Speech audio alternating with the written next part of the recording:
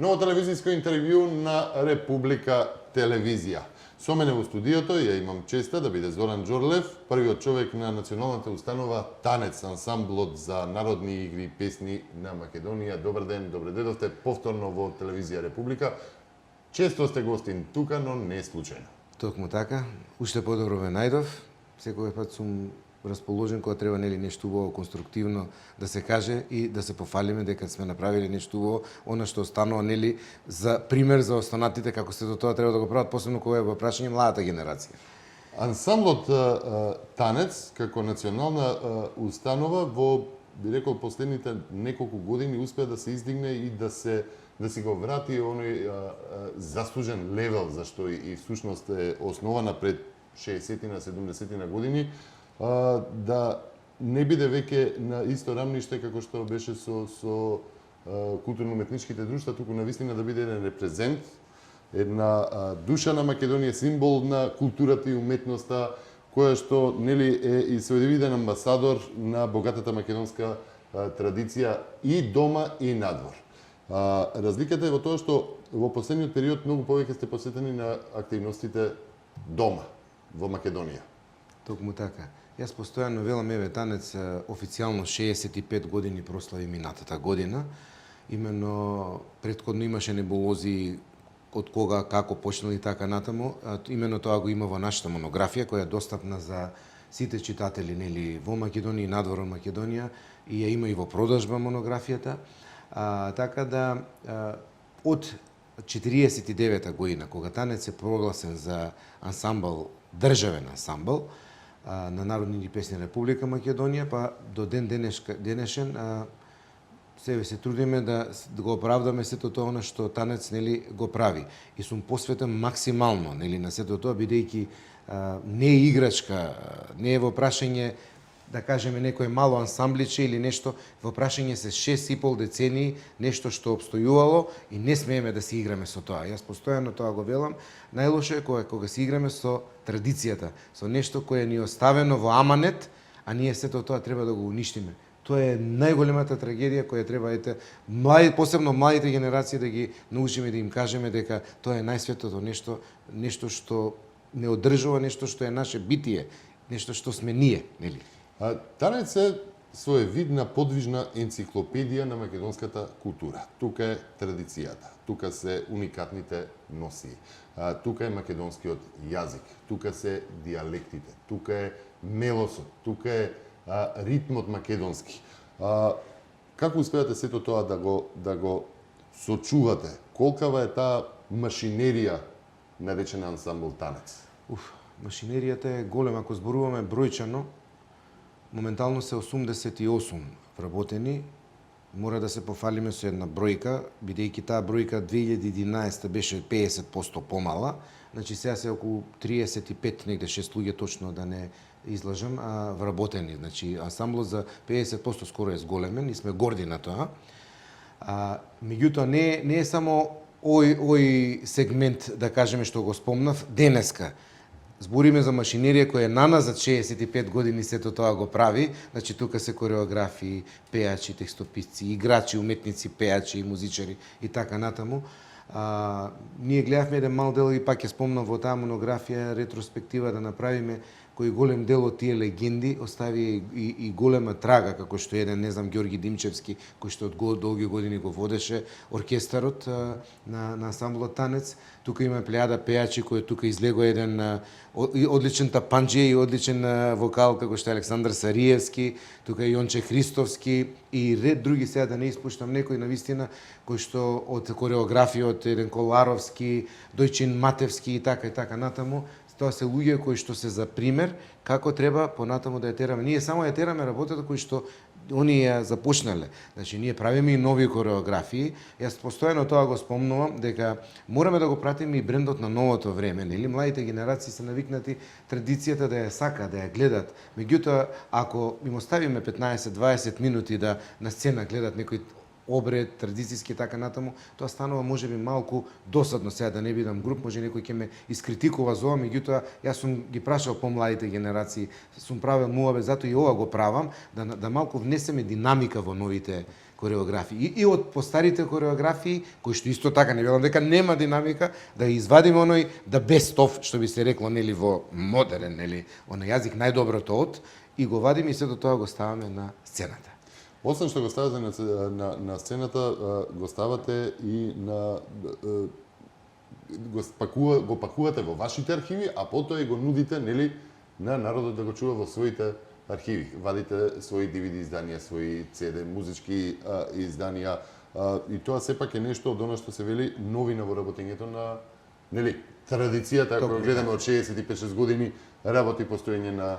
Токму така, во мојата програма, значи што од 2011 година, имаше еден фонд на пари кој го побарав јас да имаме за рекламен материјал. Так. Значи, ако во одредено време за некое си луксузно издание се давало, да кажеме, бројка 5, ние за таа бројка 5 вадиме 5 изданија. Значи, за едно вадиме 5, се не мора да е луксузно, меѓутоа да е достапно да го поклониме, да го има секој, бидејќи во продажба го нема, знаете. Нашите концерти ги снима Македонската радио телевизија, која што е и ние ексклузивен медиумски покровител.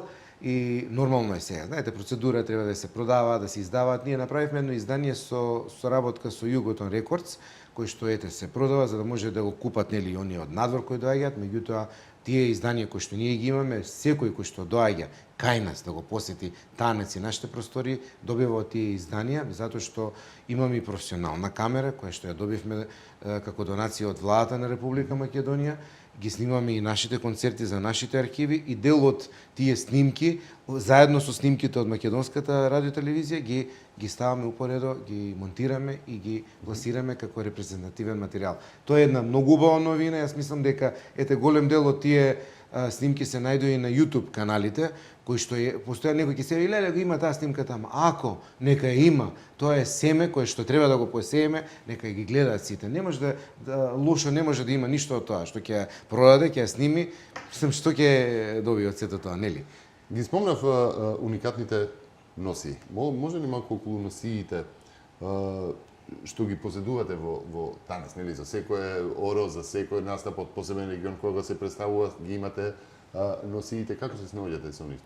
Тоа се оригинали, тоа се копии, ги шиете? Имаме оригинални носии кои што се стари по еден век, што се вели, нели? И тие посебно се чуваат. Сега јас исто така од кога дојдов направивме, бидејќи бев во Загреб, ја посетивме таа се вика изнемливачница ношни или изнемување на носии. Они друштвата нивни е еден податок многу интересен, немаат специјални носии, него таму ги зимаат, имаат посебни простори кај што се пеглат, одржуваат и така натаму. И барем украдов еден мал дел како ние да ги одржуваме со посебна влага, температури и така натаму. Еве веќе 4 години ги држиме носиите така, иако имаме систем кој што се надевам, еве сме во преговори со Министерството за култура, тоа е малку поскап проект кој што треба да се финансира малку, да ги заштитиме и носиите и дел од тоа што го имаме во спомен собата. Меѓутоа носиите како носии ги имаме жена која што е вработена таму, која што веќе 2 децении и 3 колку работи таму. Лилјана се грижи за носиите, кога треба да се носат на хемиско, со специјално нели на чистење, нема водно, нема вакво, имаме нели специјално чистење, не смеат да се оштетат. Имаме оној дел кој што се кошулите како кошули, тие се оштетуваат и тие се шијат, да кажеме, нели, од потењи и така натаму. Голем дел имаме и наша шивална, кај што имаме наша вработена како кројач и одржувач на сето тоа, кај што нели нешто ќе се скине, ќе се одржи, меѓутоа оние оригиналите кои што ги имаме како оригинали, тие се чуваат како најголемо богатство, а исто така имаме и накит од прва категорија кој тој посебно се чува во посебен сеф. Така. Добро, кои ви се поддраги? Настапите дома во Македонија или настапите надвор? Певе преска начнавме во прашањето, него да одговорив. Точно, дома ми се подраги настапите. Зошто? Затоа што Танец е ансамбл на Република Македонија и треба да го видат сите. Посебно, знаете, со текот на годините генерацијски, посебно социјалните мрежи си го прават своето, нели? Малку позабрзано живееме, да кажам, на некој начин. И генерацијски, да кажеме, ако порано пред 10 на 15 години на некој помлад човек му требало нешто да осознае за 2 години, 3 години, сега го осознава за многу побрзо, нели? Така да ние мора да бидеме присутни во Република Македонија за да дознаат и младите генерации да ја тргнат она придавка која што со цел респект према сите културно-уметнички друштва кои што честно си работат, меѓутоа не би сакал да имаме таа придавка ние како КУТ. Ние сме национален ансамбл на Република Македонија. Тоа е исто како сите оние кудови се оние како спортски лиги кои што работат во некои А, Б, В лига и така натаму и кои мечтаат да дојдат да играат во репрезентација на Република Македонија. Добро, соработувате и со другите ансамбли во регионот, тоа не е од сега, тоа постои од претходно, има ли нешто ново во таа соработка?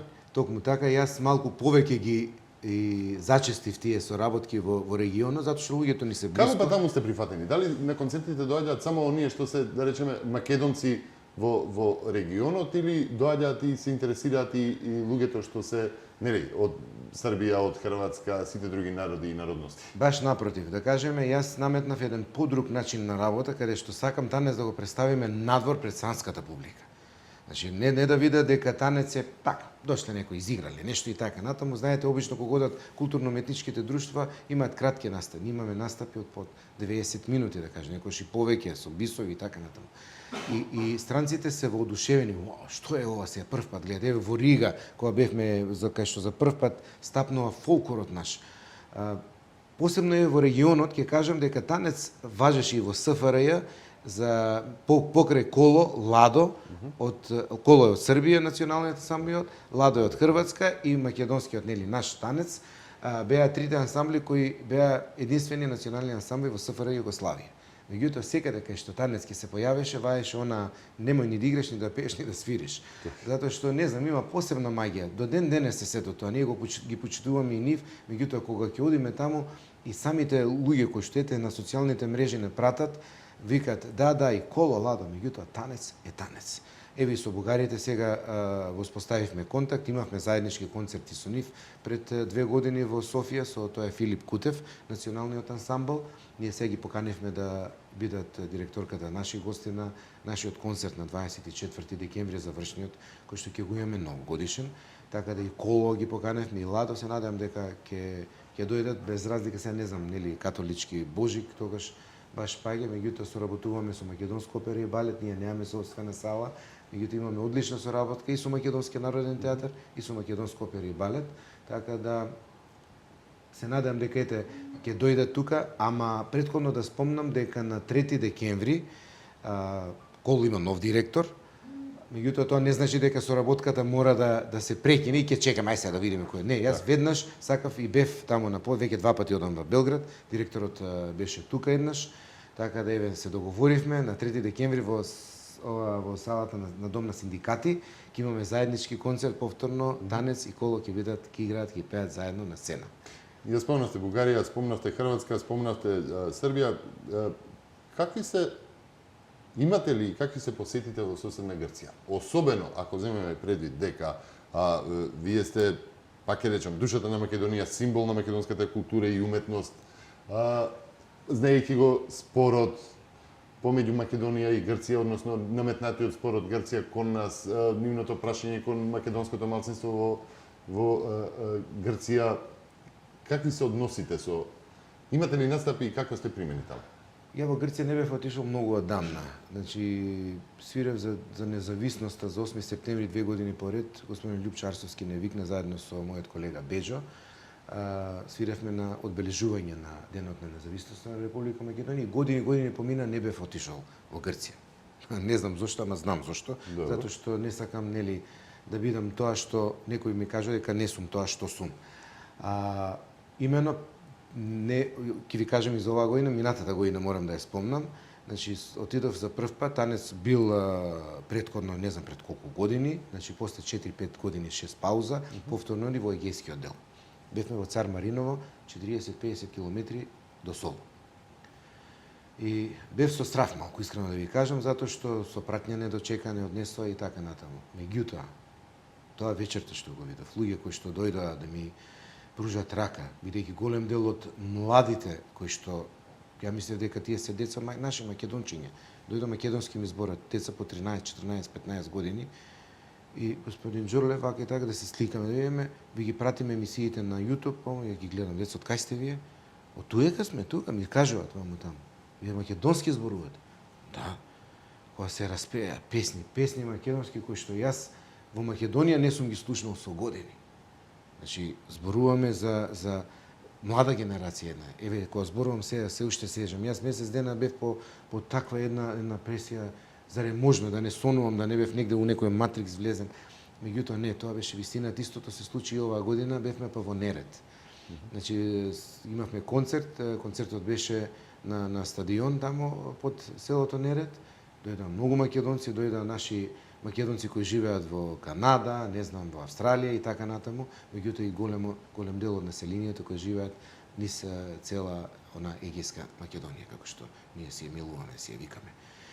И навистина пак се пеја песни македонски, пак беа голем дел од децата кои што ги видов лани, имаат нивно културно-уметничко друштво кои настапија со македонски песни, со македонски ора и навистина убаво е да се размислува, белким ќе се деси она да ние не мораме да зазимаме простори, да викаме ќе го вратиме Солон или не знам сега, да не ме разбере некој погрешно. Ние само можеме да си ја вратиме културата и луѓето наши кои живеат таму, кои мечтаат да бидат дел од оваа Македонија наша, која имаме. Верувајте ми, затоа што тој им се познава по очите, работам со луѓе веќе со децении и кој ќе им го видиш тоа во очите, некој е тага, некој кога зборуваат, оваа песна да испееме, ова да направиме, ова да го направиме, тоа е навистина само треба. Човек само што проба може да го почувствува. Но и вас очигледно ви инспирира да уште повеќе се вложувате во танец и во она што значи танец и дома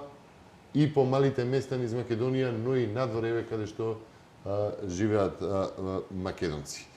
Заради тоа ќе ве прашам и лично, бевте познат по тоа што имавте многу телевизиски проекти посветени на зачувување на музиката, враќање на музиката, давање еден посебен нов модерен шмек, да се изразам,